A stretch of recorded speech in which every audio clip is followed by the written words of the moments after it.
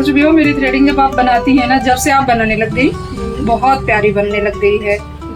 नहीं, मजाक से हटके कई लोग ने मेरे से भी बोला भी मेरी थ्रेडिंग बहुत बिगड़ गई थी। स्टार्टिंग में मैं आज से बोली नहीं थी कि मेरी थ्रेडिंग बिगड़ चुकी है बहुत,